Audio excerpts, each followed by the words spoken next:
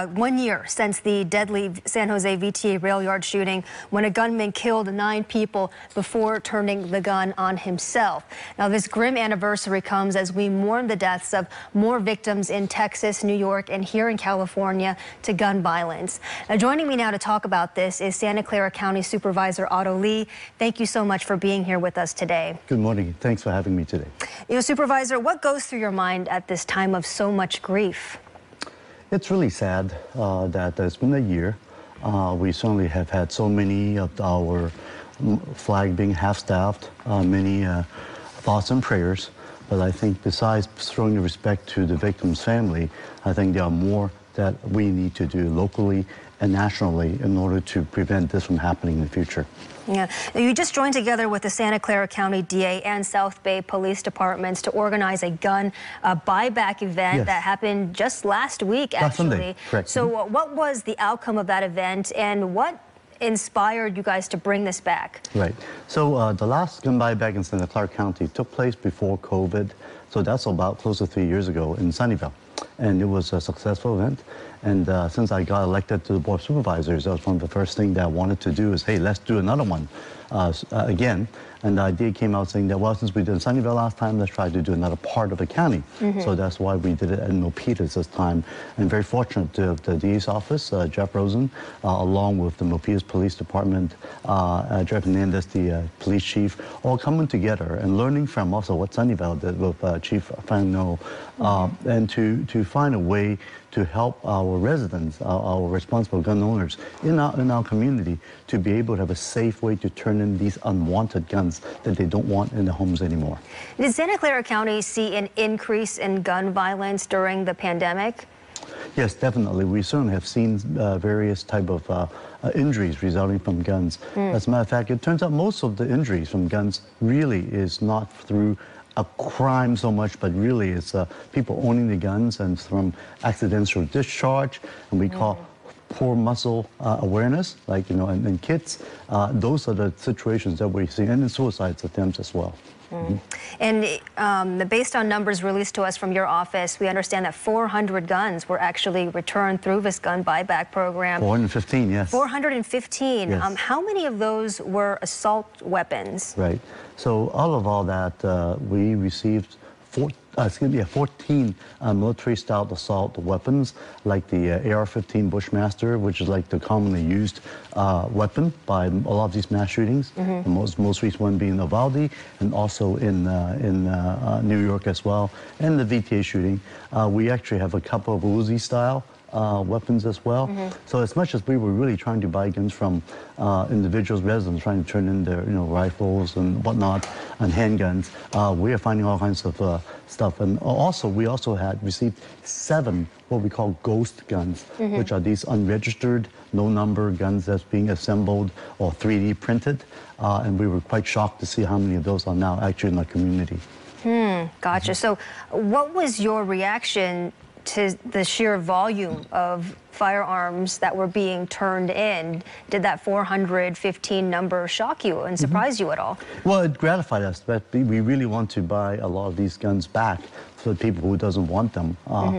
So that's a good news one. But also shocked me too is what we got.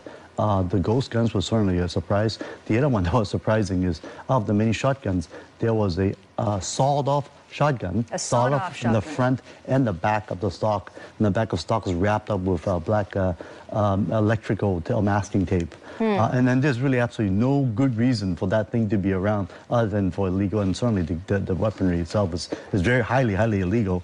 But we also see that's what's in the community. And the fact that we could get them off the streets is certainly a huge thing for our community. Now, do you have any further plans to introduce more legislation, education programs to combat gun violence in Santa Clara County? Oh, definitely. I think these type of gun buyback programs shouldn't be an ad hoc thing. It really should be done on a more frequent basis. Santa Clara County is a large county with 2 million people, from Palo Alto to Milpitas to Gilroy. So we're hoping that maybe in the near future we could have another one done in another part of the county, like the South County in Gilroy. Because after with gas prices, folks in Gilroy are not going to drive all the way to Milpitas, spending $30-40 on gas for $100 for the gun buyback. Which neighborhoods and communities in Santa Clara County are most directly impacted by gun violence? I would say it's really everywhere, and certainly San Jose being the largest city in Santa Clara County, 1 million people, is one which of course have the highest number of injuries resulting from accidents and even from crime as well. So, but it really is not a problem that is bounded by cities' boundaries. We certainly have guns being turned in from another county like Alameda and from Fremont and elsewhere. So we're very gratified that this was successful this one time, and we really want to advocate to other cities, other counties to also consider hosting these events. Will you have more gun buyback events in the near future? We're hoping to, absolutely. So I plan to bring back to our board of supervisors for more funding to do it. The cost for this previous gun buyback in terms of the guns that we spent the money on is approximately about $42,000, and we got 415 guns. What's also interesting is quite a few of the owners who turned the guns actually didn't want the money. They're just so glad that this is an opportunity. They could turn the guns safely so these guns don't get into wrong hands in the future. And what do you think really needs to be done to put an end to gun violence in the South Bay? Right.